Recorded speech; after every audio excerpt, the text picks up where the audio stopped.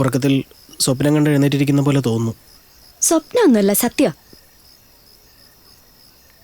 ആണോ? അടുത്തേക്ക് നീങ്ങിയിരിക്കാൻ പറഞ്ഞ? ഇനിയും അടുത്തേക്ക് വരാൻ പറഞ്ഞ? ഞാൻ കിസ് ചെയ്യുകയാണെങ്കിൽ അതിനും സമ്മതാണോ? കിസ് ചെയ്യും ശരിക്കും?